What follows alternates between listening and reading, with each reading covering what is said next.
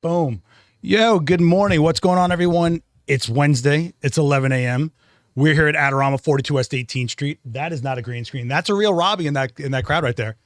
And I got with me the one and only Tony Gale, the photographer whose name sounds like a night show. I'm actually excited about this one. This is one of my favorite people in the industry. But before we get into that, I want to really quickly give a shout out and thanks to Manfrotto. Manfrotto is a legacy company in this industry. I mean, anything you've seen filmed or shot, there's probably something Manfrotto within the BTS of that. This entire event space, all the grip was provided and is Manfrotto Avenger, which are the same brand now.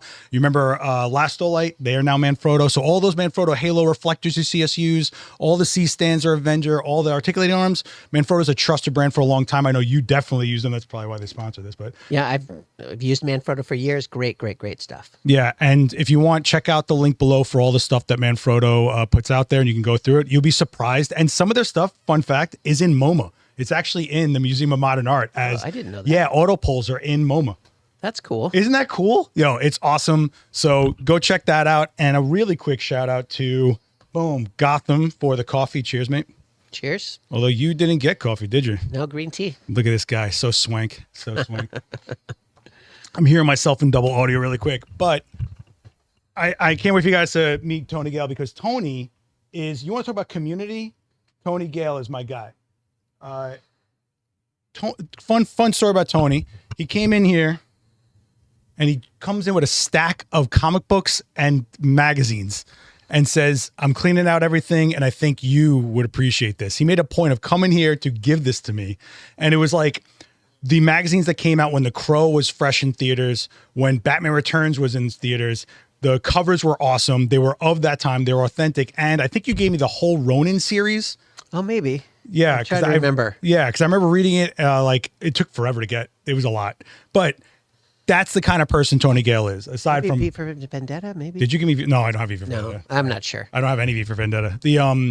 That's the kind of guy this guy is. But industry wise, Tony is an accomplished commercial photographer for a lot of advertising campaigns, like corporate portraits. He's done endless education. Every time I check in on this guy, he's either on I remember one time I saw you on a trade show floor, like never ending. It just seemed like every time I walked by you, you're like with something in your hand, showing something to somebody. But then you were also showing practical use cases, not fantastical stuff. Like, hey, you're going to have to shoot for a construction company one day, and it's not going to be that sexy. But here's how we can make it look. This will do you talk about shooting a plate so you can edit all your gear and all that stuff. So I really, really appreciate that. And also just, I think it's really fun to see him at events, because you're always going to be taking a selfie with somebody. And I think then you check Facebook and it's Tony gluing together this industry and community. So I really appreciate you. I'm very happy that you're here for this. I know I rushed this together. I apologize. No problem at all. But guys, this is the one and only Tony Gale. Thank you. Yeah, man. And you did a great job on the space. I know I've said that before, but I appreciate it. Seth built this by hand. How else would I build it? Well, little robots. He didn't direct other people. Maybe you can make little robots for next time. He's really done a good job. We're all going to be robots. No, I think it goes out saying that we appreciate you guys, and I know you feel this way. Without community, there is no industry, and without us, there is no community. And I think your actions speak more than anything, because you live it. You really do believe in it. You're always making sure you touch base with people. You're always making sure that when you go to these events, you're not just a fly on a wall. You're interacting. You're bringing things up. You once came up to me and were like, I just want you to know that this guy 2 years ago said this thing about you, and you should know. I'm like, what? Who banks this stuff in their head? We're busy, man. What are you doing? Like, I'm really appreciative of you. And I think that you probably have taught people things that actually made a difference in them as a professional. I hope so. I really hope so. I mean, there's so many little things that you need experience to know. And so if nobody tells you, you have to make those mistakes. Nobody should have to, if I can avoid someone making the same dumb mistake I did so that they're just one step forward, why not? Yeah, don't you think that we're heading into trade show season now, and I'm looking at all the show topics, and so easily, it's almost like a clickbait topic. Like they put in some buzzy words, or they always end it with like a badass or something. And I'm like, Tony would never do that. No. But you will show something that might not be the most hot thing, the most SEO thing, but it is something that's probably a gap knowledge that is essential. And the people that are really tuning into you, I think, get so much. Well, thank you. I hope so. Yeah. I hope so. I mean, that's what's important, right? How long have you been going through the education route? I'd say maybe 2010-ish. I guess that would make sense. Maybe somewhere around then, or 2009, maybe. No, 2010, 2011, somewhere in there. I started doing this photo assistant training with APA, which is American Photographic Artists. It's a photography trade organization, and Sony. Yeah, well, you're an actual Sony artisan. I am an actual Sony artisan, live and in person. But that's an accolade. I mean, that's not just, we're not just saying that. Like, there's only a certain handful of people that get given the trust of representing a massive legacy and lifestyle brand. Yeah, Sony makes so much cool stuff. The Sony Walkman, how many of you know there's still Sony Walkmans? They're awesome. I used to use an iPod all the time, and then they don't make iPods anymore. But isn't that crazy? Yes. And then I found that you can get a Sony Walkman, put a compact SD card in there, and have a micro SD card, and have like 30,000 songs. It's awesome. It blows my mind that we're expected to have these like universal devices, and we can't ever just segment the things we want. Like, I still keep older iPhones that I have because there's so many things in the industry that run off an app, but I don't want to use my actual phone. Sure. Or have somebody using something I have an iPhone plugged into, and then a Tinder notification goes off, and I'm like, yo, like, just, Or you're playing music, through your Bluetooth speaker with your phone, and then the phone rings. Yep. Then you've got to disconnect the speaker to answer it, or how about your battery goes dead when you actually need the phone? Yeah. So it's just kind of crazy that we don't have this segment anymore. I do appreciate that there is this little bit of a movement. If you watch CES and all that stuff, there is a bit of a movement of going back to like these isolated devices that we might need for just what it is. There's a reason to have something that does everything, and there's a reason to have things that specialize.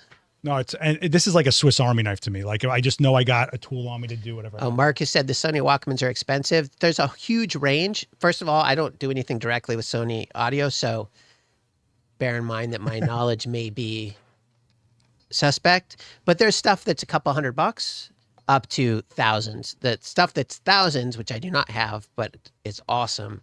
They make one that's like machined out of solid brass. Wow, that's classy. So that there's less interference, and I heard it at CES through like $4,000 headphones, and it was incredible. I do not have that one though. But I appreciate a brand that can do all the tiers, but they don't start out with. So for me, I always have an issue with like brands that start out with the affordable option so that they get mass adoption. Then they do the higher end, because it's easier for me to go, they did the higher end and now they're giving you. Right. Then now they know how to do a good job with the less expensive stuff. So I appreciate it. It's like the earbuds are crazy expensive, but like you've never heard anyone say like, oh, these are junk. Like, no. You're paying for certain things. Like, I mean, I use a lot of pro photo stuff, and I always get comments in the chat of like, why? I'm like, because it's a tool and I want it out of my mind and I can focus on what I'm doing. Yeah, I've made the mistake many times of buying the cheap thing because it's cheaper, and then buying it 4 times. Yeah, that's the other before thing. I buy the good one. Yeah, the one thing I find people try to save money on, and I know some of you are guilty of this, and someone's going to yell at me after I say this, batteries. So they end up getting like a third-party battery for their camera and then wondering why like something doesn't work or it's acting buggy. They don't realize that processor's drawing power, and if it's not tuned in to being the way cameras are now, you're kind of and that's the one thing. Why would you skimp on that? You spent like a few thousand on the camera. It's like 100. Like, just stick. What are you doing? I agree. What are you doing? I used to buy occasionally third-party batteries back in the day. I don't do it anymore. No. And as far as like a third-party stuff, where do you think you start looking at things? Is it when a brand doesn't give you the features you're looking for, or is it a cost thing? It's some of both. I mean, there are times where the cost might just be prohibitive. On some, I mean, ProPhoto, I use ProPhoto too. ProPhoto makes great lights. Yeah. But something like the Pro 12 pack now. Well, that's Pro 11s. Yeah, there are things that are 17 grand without the lights. Yeah. I'm not going to buy that. I'll rent it if I need it. Yeah, that's the thing. But I just used it less. The B10X Pro and the B1X, and so sometimes it's price. Yeah. Like, none of us are made out of money. If some of you are, fantastic, well done. But the rest of us, not made out of money. Oh, that's interesting. So there's that. And then sometimes there's just something you need that manufacturer doesn't make. Oh no, yeah, or just like a concept or a philosophy about it that I totally get. But we're also in the age of firmware where like one firmware update on anything could like start a domino effect of things that weren't meant to be. Yes, you have licenses and stuff, but like if you have any third-party stuff and a firmware update comes out, I always tell people wait like a couple weeks and just hear if people are having an issue with something. Make sure that the firmware is good and and all that stuff. Doesn't brick it or whatever. But that's interesting. Ronald's basically saying like better secondhand OEM than new third-party, and that's kind of interesting because like right now I think Sony itself is going through a moment. You can get a flagship A1 from a used department right now for a price that's basically attainable because the A1 II just came out. Yep. And that kind of shifts things. And then people trade them in. So the more volume that happens in a used department, the more the price gets affected. But isn't that wild? When I was coming up, flagship cameras, you didn't even think about them. Like, that's nice.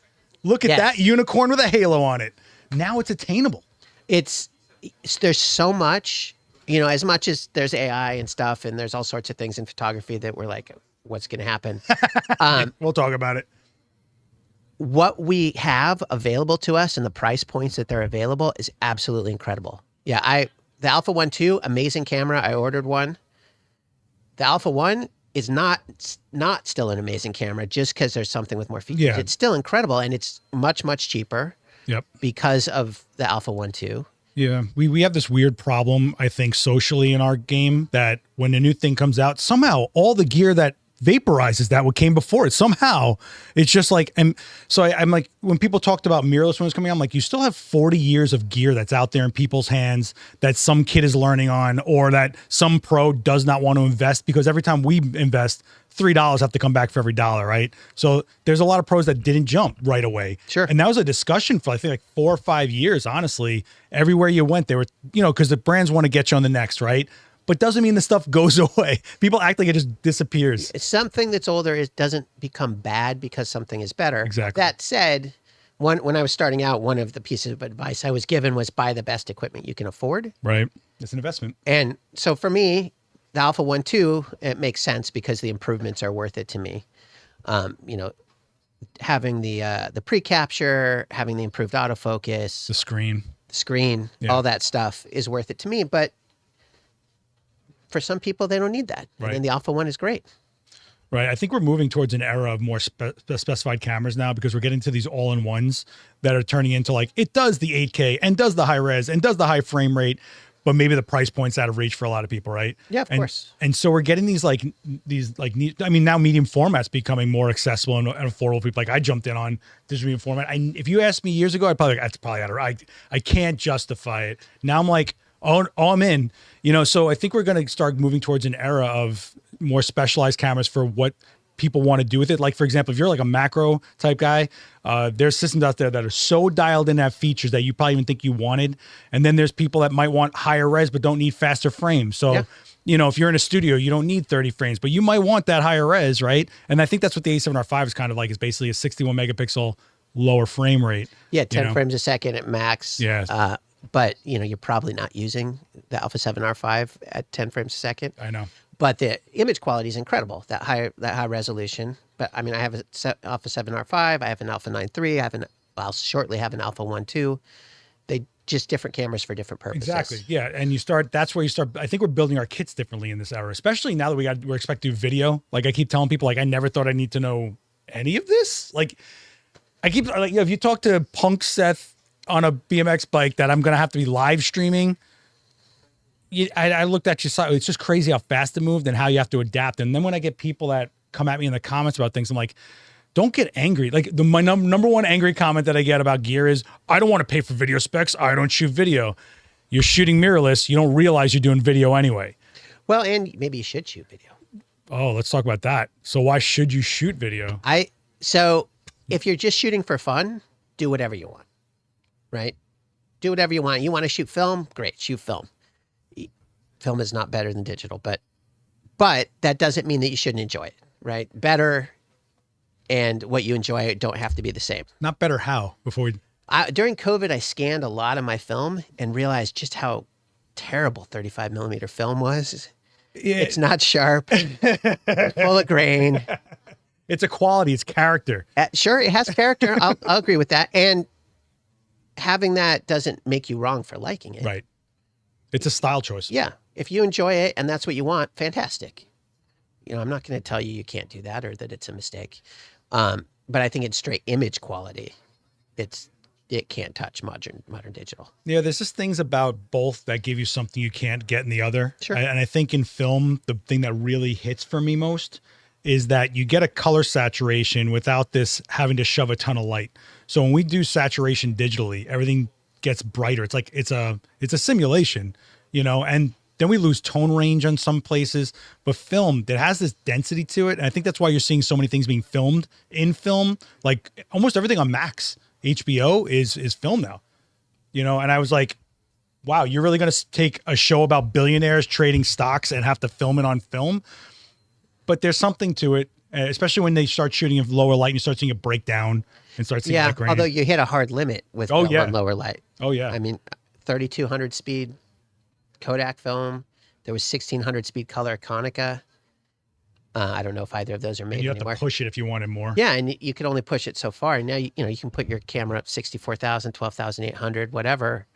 It's going to get noisier, but so did film. Yeah. And when people, like when young kids show me like, but look at the noise I'm getting at 1600, I'm like, you have no idea how good you have it. This is so clean to me. It's insane. So like press photographers, I mean, being able to shoot in lower light and still be able to see what the lapel pin says or something, like you didn't have that in film days. In fact, when I shot 3200, you always shot black and white because you're like, just throw away some of the information because at least it'll look like it belongs in black and white. Right. There's something about noisy black and white, grainy black and white that looks better than grainy color. You ever see that movie Pi? Yeah. That was the grainiest black and white, but it was such a good film. I love that film. Darren Aronofsky. Yeah. He did Black Swan, Requiem for a Dream. Brutal. Brutal. So good, but brutal. Jared Leto. What happened, man? That was like no Joker Jared Leto there. No, that was if you're of age, that's a good film to go check out. If you guys have any questions in the chat, please feel free. This is why we do these live, and don't forget to like. It helps out this. You're like what are we up to? 45? What episode are we at? 45, man. Look at this. I finally got you in here. Well, eventually you wore me down. Yeah. I really would love to get you in here for a class because you were in the original event space. And he would come by with his crazy souped up gamer laptop. And I'd be like, yeah, you're going to melt down this entire setup. We're not geared for this. I'm a PC guy. Look, I feel you. I do venture between both. I do find that our industry, PC wise, is not that friendly sometimes. Yeah, I agree. But it's more specs for less money.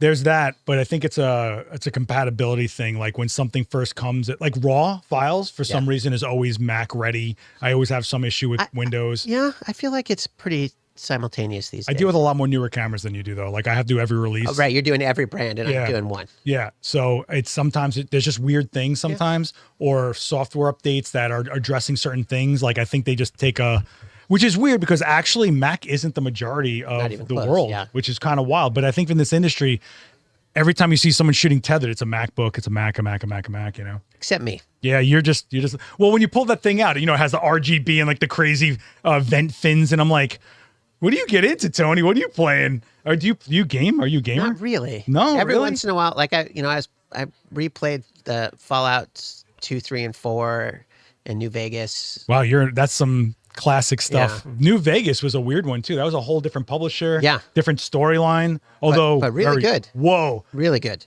Yo, there's such good deep lore in that one that I was like so hooked. I went to go play it recently and I think I'm a graphics snob now. I was just like, I can't. What is this? It doesn't bother me because it feels like a video game. It does feel like a video game, but it's also the old Bethesda engines that had glitches everywhere, weird problems. Yeah, sometimes it crashes and, Which I had fun with Cyberpunk when it first got released and it was all glitchy. If you played it as a glitch simulator, it was amazing because you didn't know all the rules you knew were off. Like, oh, that's a wall. You can't walk through that. Nope, those enemies are coming through the wall because it's glitched. Like all bets are off and it was so exciting to me. But now they fixed it and I'm like, yeah, it's not the same. Beautiful. Yeah, I've never played. I heard good things. Although I think you'd be into it because you're into a lot of sci-fi stuff. I mean, Yeah. You gave me all that. I couldn't believe the stack of stuff you gave me. It was such cool stuff, and you knew to save it. That's what I thought was so crazy. Yeah, you don't want to throw that stuff away. But you knew The Crow was something when it was on stands. You said, I need to save that. Yeah. I mean, I read the Crow comic before the movie came out, all that stuff. Yeah. Did you see the new Crow? No.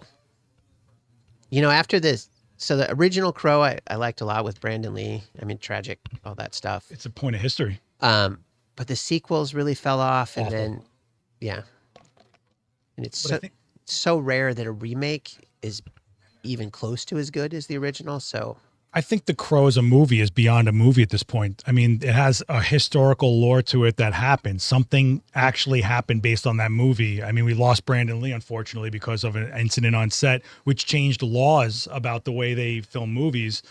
And you're going to go and remake that? Like, no, reissue it. Yeah. Like, let another generation. Yeah, remaster it, Yeah. Dude, the whole thing with him putting a bunch of wedding rings and engagement rings into a shotgun, I was like, this is amazing. Like, you say what you want about some of the cheesiness of it. Oh, it can't rain all the time, like all that stuff.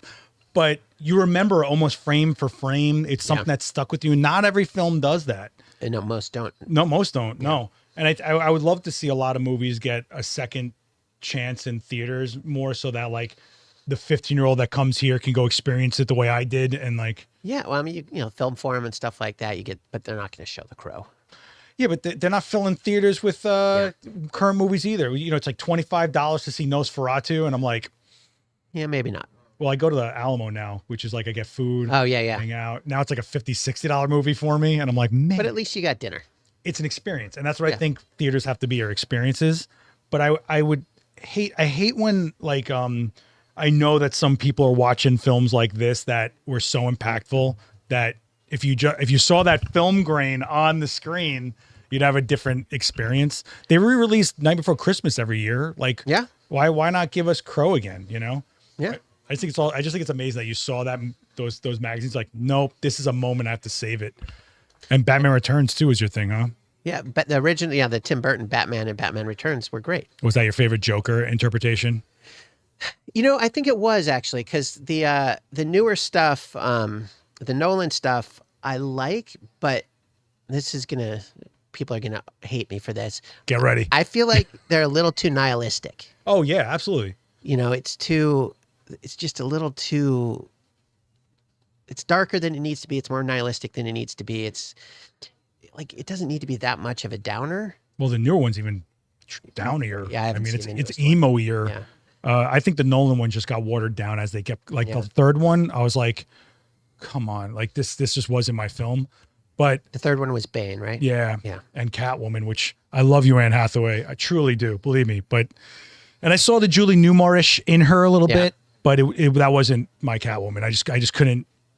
But I got to say the next one with, and that's the other thing, was we have too many versions of Batman. Sure. But the Patton one, I don't even know what they call that universe. The one that they did with the Penguin on HBO Max. Yeah. That Joker interpretation, I am hyped. Like, I haven't seen anything about it yet. Woo, girl. I am. Have you seen the Penguin? Only little clips. I have a 2.5-year-old, so I'm not seeing much. Man. Well, you are. You're just seeing like not. Lots of Mickey Mouse Clubhouse. Oh, yeah? Yeah. Is that shaping the way you imagine things and create now? Or you're like. Hopefully not. Although Mickey Mouse Clubhouse is about solving problems. They're like, oh, we have a problem. What do we need to do to solve this? Okay. They get a Mousecatool to, figure out how to jerry-rig this thing and make it work. So, wow. So that's good, I guess. Are you showing her some visuals? Are you training her? Are you giving her the kid cameras to mess around with? She has a couple toy cameras. Yeah.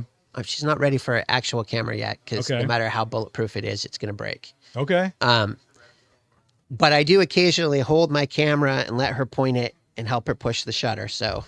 Is she excited? Yeah, usually. And then she moves on to the next thing. She's 2.5. It's got to be such a fun experience, though. Like, you're pushing a button, something's happening. Yeah. You ever show like a phone and like she sees in right away like what happened after she touches it or whatever? Sometimes if you let her have a phone, she's going to wander off with it though. So you got to be careful. She's making deals. Or try to get Mickey Mouse on it. Oh, well, I bet you there's an app where they talk to Mickey Mouse on a phone. I bet you that happens.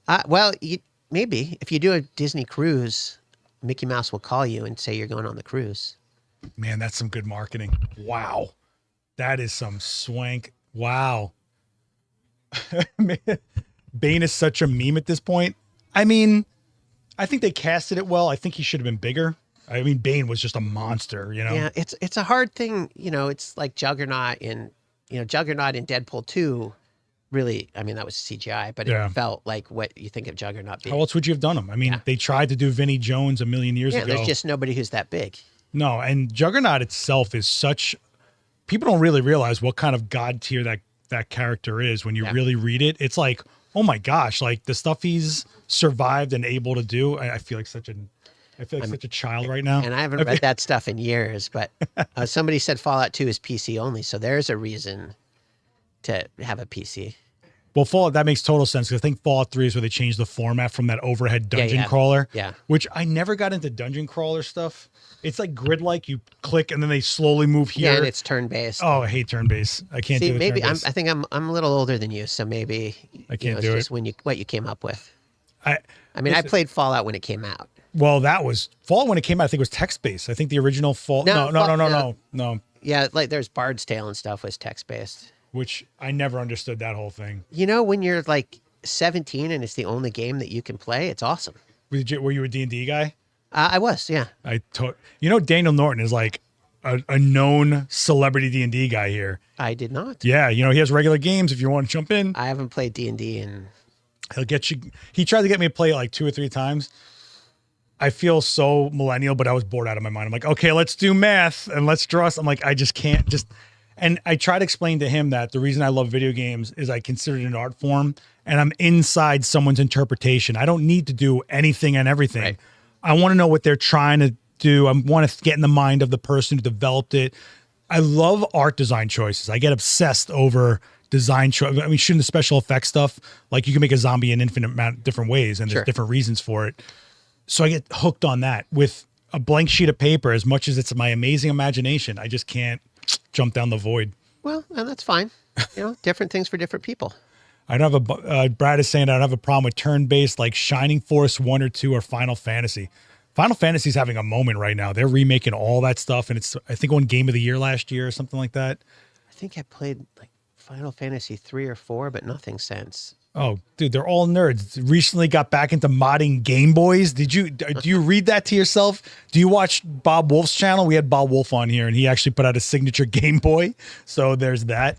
Man, there's and also I never thought gaming would be where it is now. Like no, it's huge. It's in colleges. Yeah. Like I guess when something makes money, that's it, right? I mean, think about it. Sony PlayStation alone has become a household. It's like a blender at this point. Like you just have one, right? Or the fact that you can actually make a living in some form or fashion, even just streaming. Even with Twitch, you can, Yeah, we had a Twitch channel for a few years, Adorama XP, and that was a lot of work. And when people are like, oh, but you're just playing games. Yeah.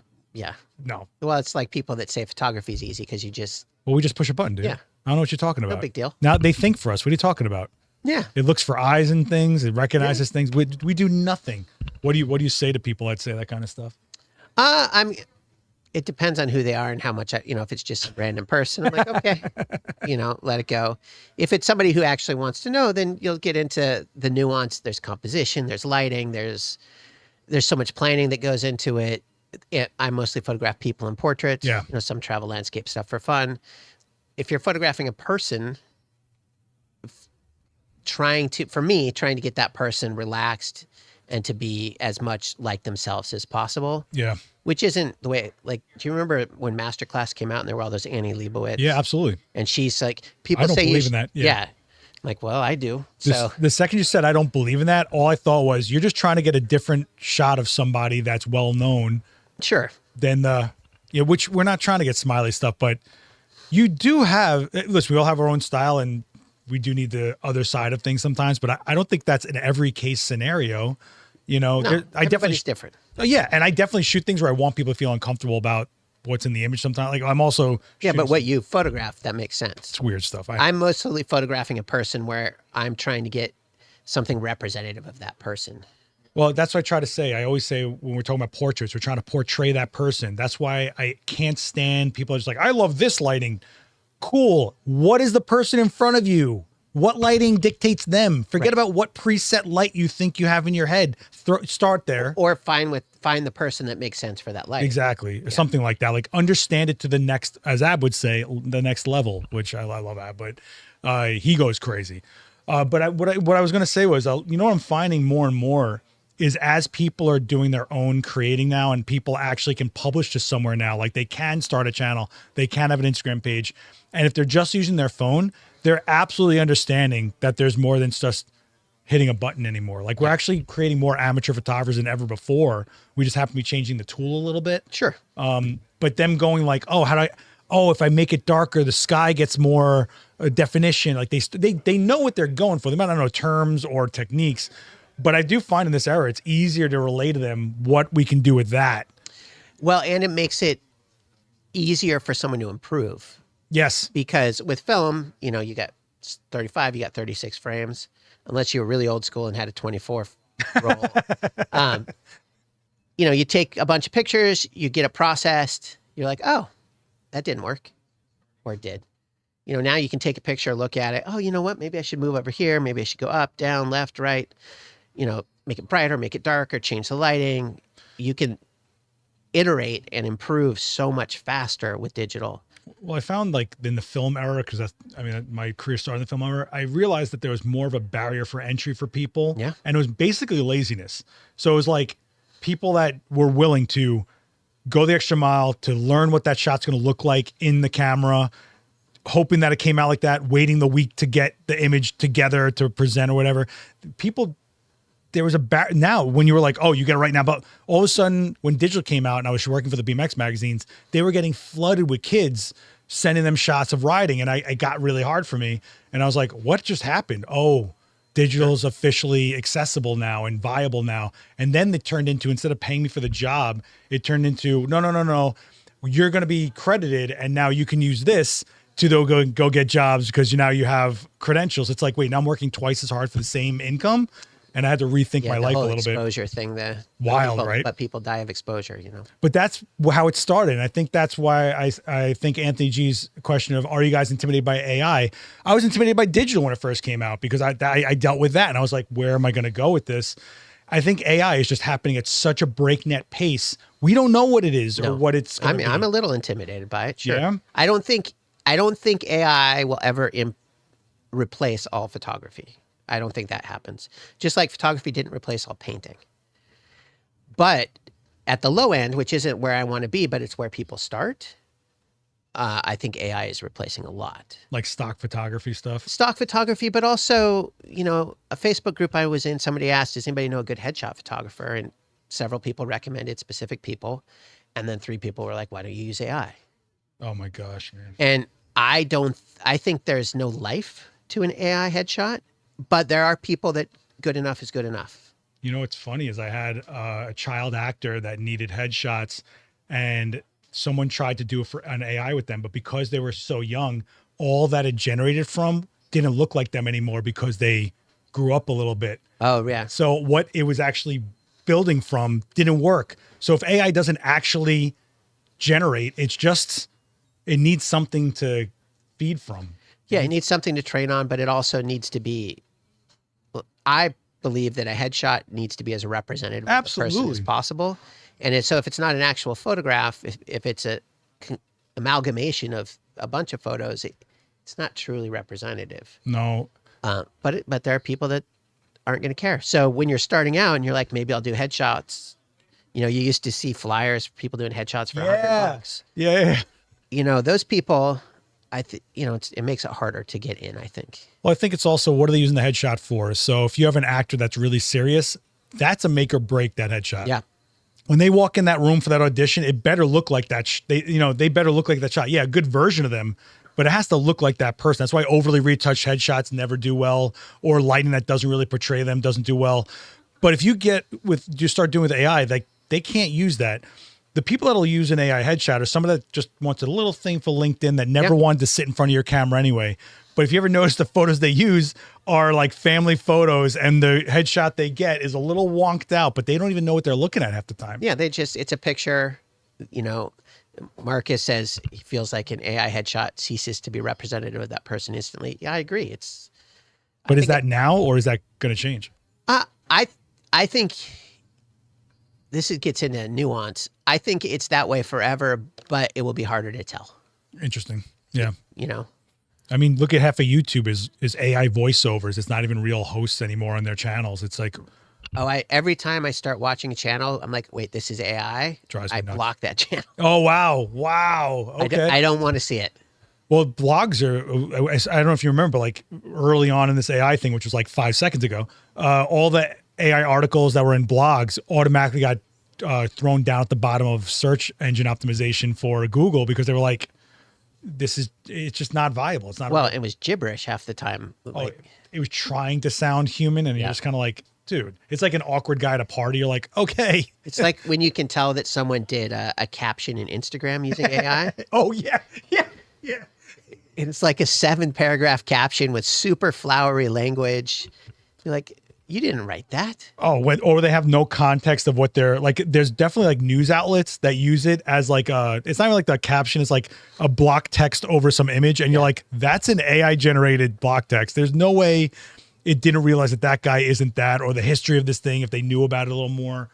But it also is being trained on itself now. So it's getting to be a copy of a copy of a copy. So next year, like in a year from now, could AI be dumber? Could it be? I photographed somebody who just moved from tech. She had a tech company and quit and wanted to start modeling.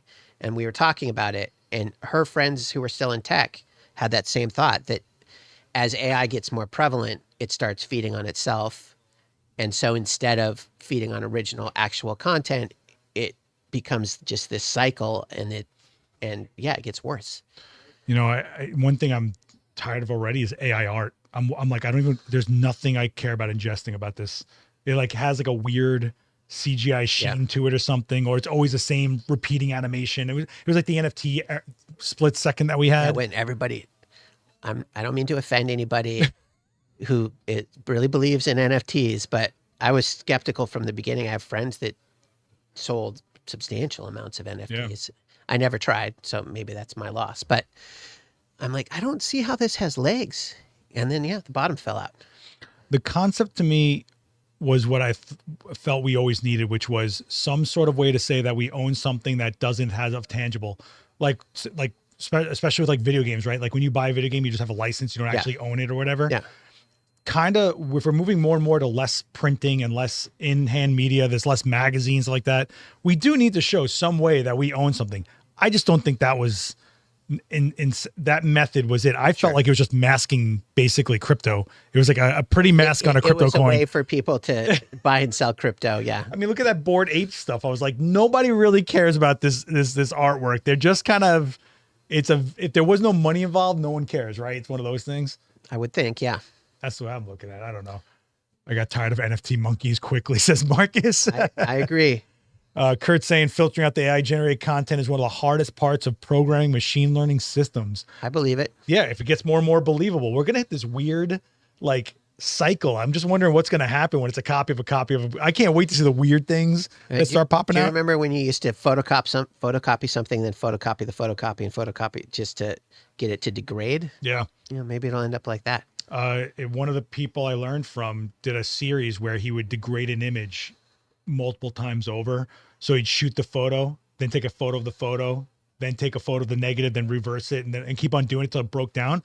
And I got to tell you, he was doing it with ballet dancers, and it turned into these like very worn out, but basically silhouetted geometrics that had no definition. And I thought they were so great. And I was like, that's a really interesting concept. And now I'm thinking, wow, we just are about to hit that world, that again, I think. It's not going to be I don't know what it's going to be. This has been the fastest thing I've ever seen. No, that's part of what was alarming is when it seemed to come out of nowhere. Like a switch. Yeah. Yeah. And then I love the guys in comments are like, oh, I wonder if people were this dumb during the Industrial Revolution. The Industrial Revolution took like decades. This is happening literally overnight for people to not learn another trade to jump into. I have retouchers that pro retouchers that tell me like I haven't had a job in a few months. Yeah, and I'm retouching has been. Whoa. Yeah. Do you use any of that software? Like Evoto or whatever? I don't use Evoto. There's one for portraits. I don't know if it's Portrait Pro or something like that? Yeah, I use Portrait Pro when I have to. like high volume or fast paced or something. Yeah, or when it's just the turnaround is Ridiculous. Yeah. But typically I'll send it out if I can. I think we're going to get to a place where it's in real time. I think we're going to tether into AI retouching. That wouldn't surprise me. You know, Why wouldn't it? You know, all the apps have it now, so to some level. I keep thinking like Capture One, because that's like an industry standard for tethering. I keep thinking like they're just so close to going, let's acquire an AI company and just integrate. Kind of like how DaVinci acquired their audio and acquired their color engines. Like, I think that's where we're headed with like because there's so much leaning on the post now. It's insane. Like it's especially when we're shooting 30 frames a second, like the culling, all that kind of stuff. There's softwares that can check if they close their eyes for a second, they just throw that image away, and they keep like, we're going to get closer and closer to shooting, and it's going to go directly to an end result. And when that happens, man, the pace is just going to be nuts. Well, I mean, even just what happened with digital, you know, with film, it was you'd shoot a job and you'd deliver it in a few days. Oh, a paycheck for a job used to last you a little bit. Now it's like, I need it by 3 and you're getting paid like you're working till 3. I'm like, okay, let's do this.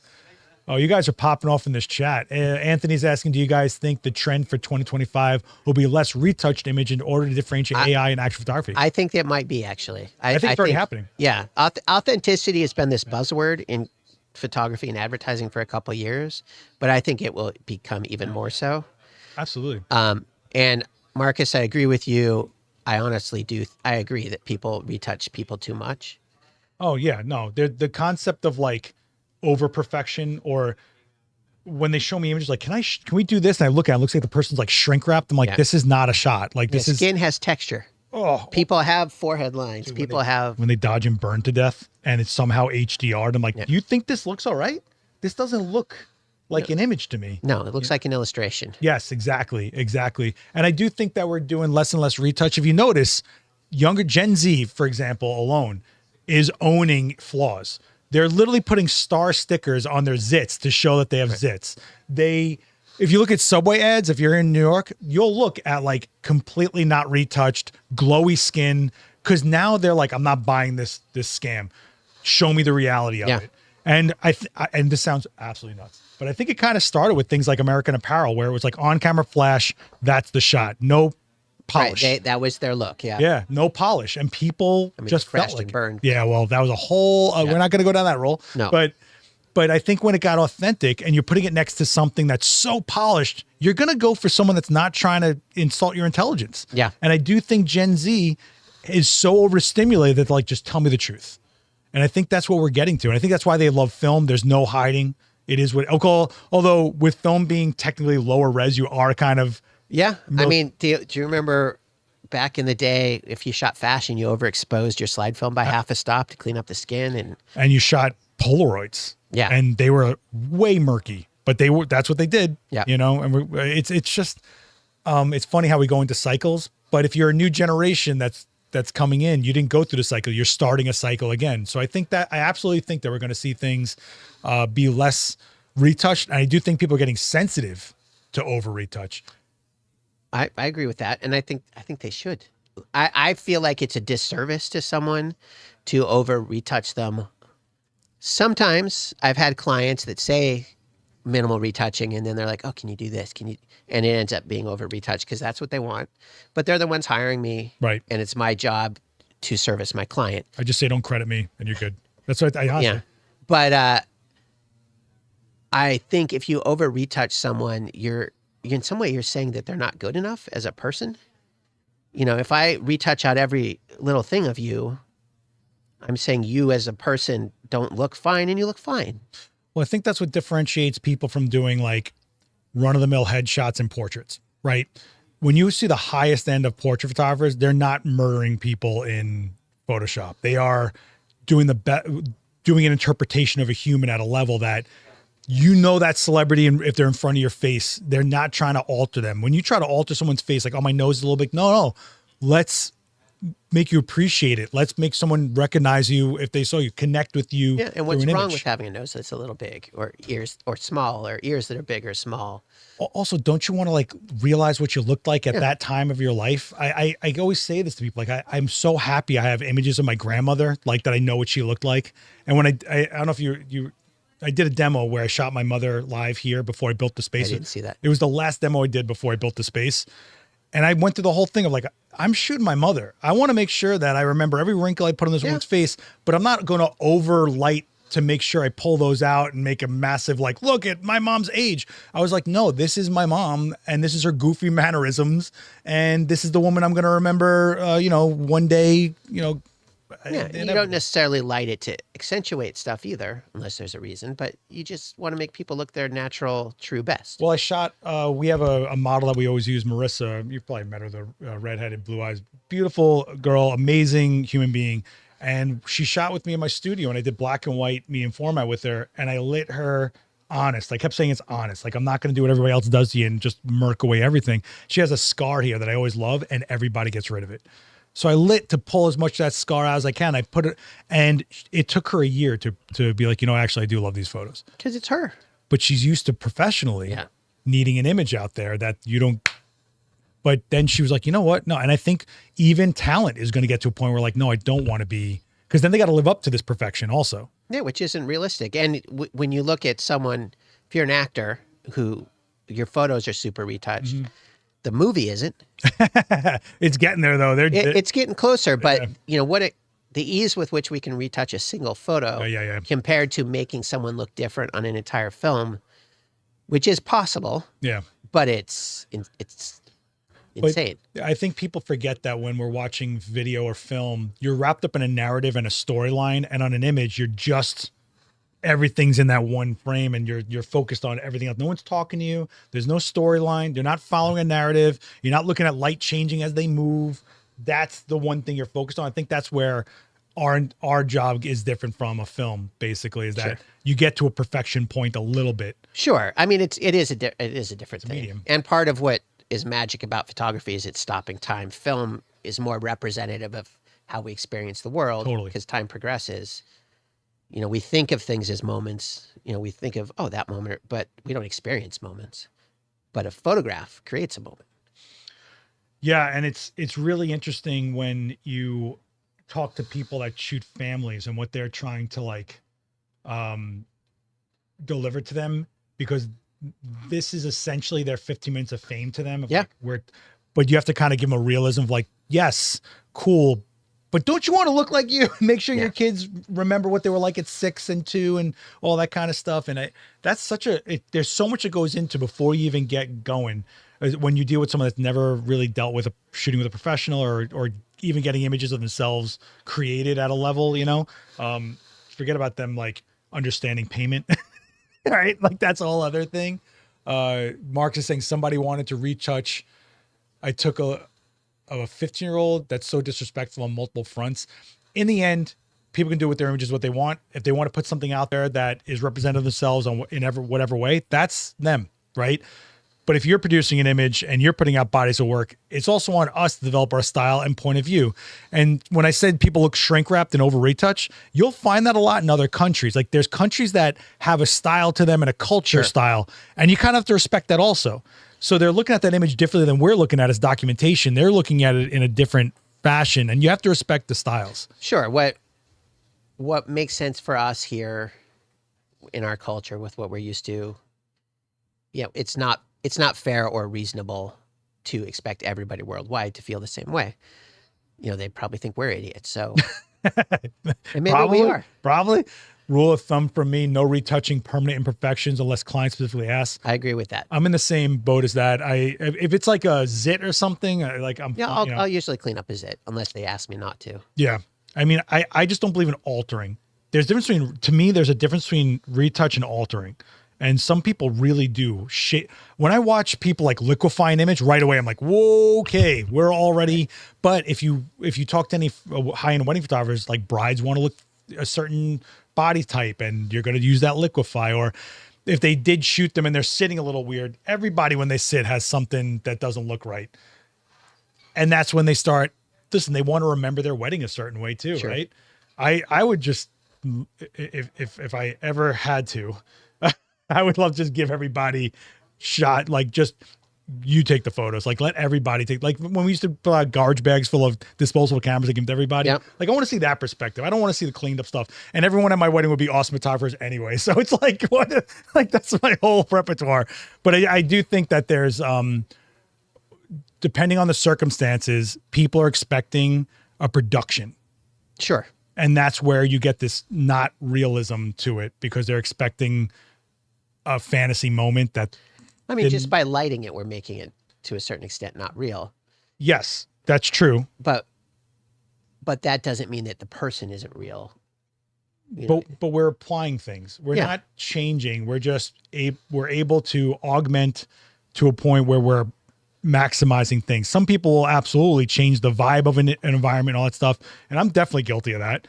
But I also think that someone's going to you for your image because you're delivering that type of stuff. All the people that shoot cinematic wedding stuff, I don't know who this was, and I apologize for it, but someone shot this wedding photo of this person at a trade, then they put up at a trade show, and the title was cinematic something. They throw cinematic on everything now, right? And I'm looking at it. This woman's dress is 8 miles long. There's no way it was real. The waves are crashing at the perfect moment. There's friggin' gusts, like birds flying over a lighthouse. And I'm just kind of going, this is what people really want delivered to them. Sometimes they just want that space camp. They want that, you know what I'm saying? And there's room for that too. Yeah, there is. It's just wild to me. You almost, if I got an image like that, I'd be like, I kind of want to, what did it really look like? What did I look like on that day? Like, yeah, to me, that's just a different thing. It's a little bit like commissioning a painting, you know, where that's a good way of thinking about it. Yeah. It's a different purpose. Vic, I don't know yet. We'll if I get it in my hands, maybe we'll go live with it on a Monday. Somebody earlier had mentioned AI and copyright. Currently, I'm not a lawyer, so currently my understanding is AI generated content is not copyrightable. So that is one important thing. If you have a client who's arguing with you and wants to do AI, you can point out an AI generated headshot isn't something that be copyrighted. Whereas an actual photograph that's taken is, you should register the copyright, but technically the copyright exists as soon as it's captured in tangible form. Dude, not copyrightable. We, in the early days of AI, which was again 3 days ago, we were looking at watermarks showing up inside images because it was scraping the internet of our work. You know, I'm neurotic about it because I got thousands of videos of myself out there. Someone could generate a clone of me tomorrow. Don't. But I've told my parents, if anybody calls and with my voice and says they need something, talk to them, whatever. Don't do anything until you call me. Oh no, I tell my mom, don't pick up anything because now they're recording your voice. If you say the word yes in your voice, they can use that recording to then sign you up for credit cards and all sorts of I try it when I just try and say it like it is, or, you know, is this Tony? It is. I don't pick up anything. You can leave a voicemail. You need me to leave a voicemail. I don't even start with that. Well, most of my calls are spam likely. You know? I'm like, all right, well, I'm not going to answer that one. Dude, I'm just waiting for AI to do something practical where it's like, let my phone have AI to scan those phone calls before they go to me and go, yeah, you don't want to pick this up, but they don't. Yeah, why doesn't it work that way? Because you have to make money off of it somehow, right? Or I'll pay $5 a month for that. Would you really? I bet I would. It's so annoying when your phone rings. I get texts all day. All day. I'm hitting report as junk. It's like killing me. I wonder how much time I'm wasting reporting as junk. And how productive it is. Good. See, now everyone's going to clone me. Look at this. No, great. What about photos that use generative AI elements? Are they copyrightable? Oh, you just said, okay. But your cameras, the Sonys actually have the copyright protection now, right? The newer ones have the, I believe they're introducing, Robbie's not here. So I'm not sure. I was going to ask Robbie. There is stuff that is being worked on, but I'm not sure how much of it is actually in there. Because it's hardware now. It's not software in the camera. It's hardware that's doing it. Hopefully it'll... No, I just think it's interesting that it's not just like a firmware that says like stamp this. There's something that has to be hardware that while it's generating the code for whatever the image is. Something. I'm sure there's always a way, but cool, man. Yes. Yeah, I forget what it's called. It's just something. But someone will Google it. So the generative AI and copyright, again, I'm not an attorney. So I believe that a photo that uses generative AI elements, the photo itself, if I take a picture of Seth, my picture of Seth is copyrighted. If I put a generative AI background behind him, that element of it isn't photographed, but the element of Seth still is. So there's still some copyright protection. But if I just create an AI background with nothing on it, that's not copyrighted. Correct me if I'm wrong. I'm not. Well, I don't know if I'm going to be able to. Well, I think when you use Photoshop with the new AI beta and everything like that, before you even click on anything, it tells you if it's like they own a copyright or you own a copyright, or I don't know. Okay. Because I think recently I tried to make a thumbnail where I did a selection, hit generate just to fill out the rest of the background. And it said something like saying yes to this means that you're giving your image to a library or something. I was like, whoa, okay. That's partly why I don't do a lot of that. Well, there's a lot. We've had photographers here that they consider it ethical, that they are voluntarily giving up their images to a company like Adobe to source for their AI generative. And I don't know where I would stand on that, because I'm like, why should they get anything of mine to do anything with? I mean, it's one of those things. It's your photos, and if you want to do that, that's your right. But no one, the fact that so much of it is done without asking people or just scraping whatever. I'm just wondering what's the benefit of me giving them my image voluntarily? What, that they won't go and scrape the internet for it? I don't know. It's the same as people that are like, oh, anybody can use any of my pictures for any reason. I'm not saying that, to be clear. Record that. And now, but there are people who are like, oh, it's cool that people want to use my picture. It's cool if people want to use my picture and they want to pay me. Then we can talk. But, yeah, everybody's different. Well, also, there's a lot of people that don't rest a livelihood on it like we do, right? And I think I hate when people start acting like I'm overreacting. I'm like, this is what I do. You know what I'm saying? Do you walk into a bakery and just start jacking cakes out of a case and go, what? What? I'm using it. Isn't this? I'm telling you it tastes good. Yeah, it's the end of the day. You weren't going to sell it. Yeah. What are you talking about? It drives me crazy. And that's why I only take the cupcakes. I leave them the big cakes. I just take the cupcakes. Then it's cool. Are you a devil's food guy? I feel like you're a chocolate cake guy. When I was a kid, I liked chocolate cake with white frosting. That's classic. The little red velvet in there, some cream cheesy. I don't think I had red velvet till I was an adult. Really? I didn't even know red velvet was a thing. Yeah. I didn't know that was even. I grew up in the Northwest. We don't have red velvet cake there. I grew up in old Italian bakeries in New York. Cannoli, you give me a bad cannoli, you're having a bad day. I'll tell you that right now. I am so sensitive to bad cannolis, bad baklava, like bad rainbow cookies. There's a lot offensive of stale baklava out there. Because they don't sell it fast enough. Also, baklava, you need like a day for it to soak up all the syrup and stuff. And my father used to make it dry, and I was, I'm not getting into this. My father go to Fortunato Brothers in Williamsburg? Oh, Fortunato is amazing. Oh. Fortunato Brothers is amazing. Rocco's, I think, is phenomenal. I don't know Rocco's. Where's Rocco's? There's two. There's one on Bleeckers and there's one in Brooklyn. Okay. I think in Brooklyn. And then there's Veniero's, which is on my way when I walk home. They get me every time. But what I love about it is there's always someone behind the counter that's so excited about whatever I'm getting. I go, let me get a fistful of cookies. Yeah. You got lobster tails? Oh, of course, yeah. They're so excited. Or there was this one woman that just goes, you got a long walk? And she throws an extra few in the bag, and I'm just snacking on them on the way home. That's my favorite thing about walking in New York is just what'll hit you between here and the bridge. Yeah. You'll see something that you'll remember forever, something that'll change the way you think, and some kind of good food. And I know Teresa, totally some sort of great food that just changed your whole day.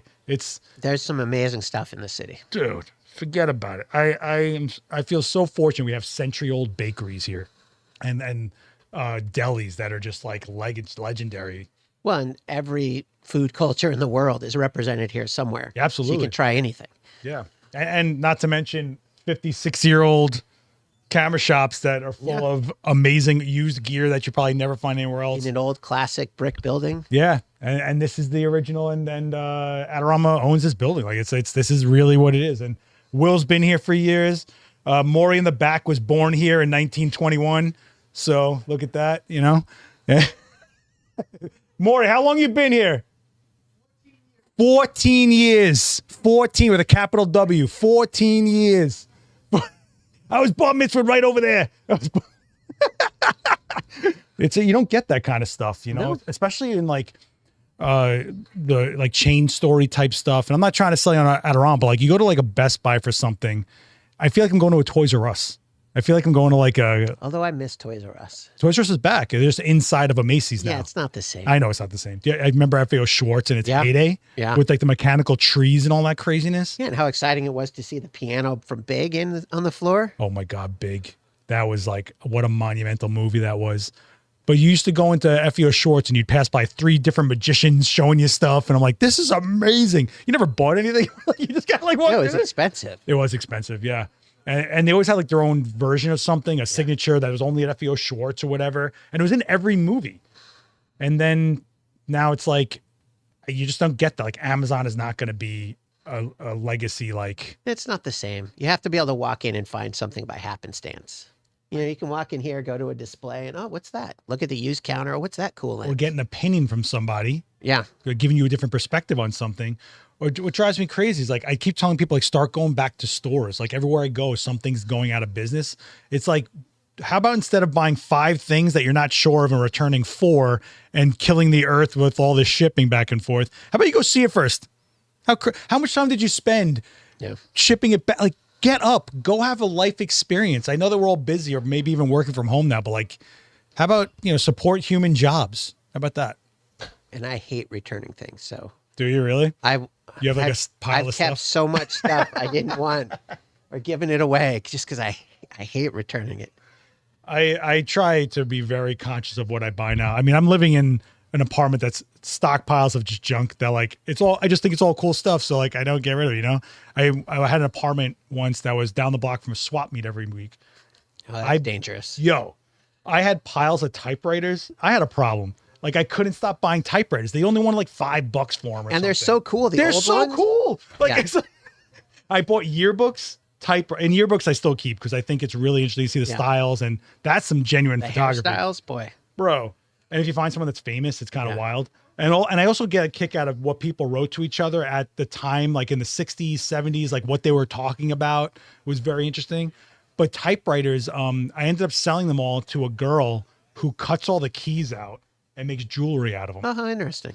But I only sold the ones that I knew would never work again. Right. So I was like, but even the colors, like the salmon and the weird blue, turquoise, teal. Yeah, like, that 50s so cool. Blue. Yeah. Like what? Like, and watch now, like camera companies are going to put out these cameras in those colors, which actually I think a lot of the vintagey new school cameras do come in those colors.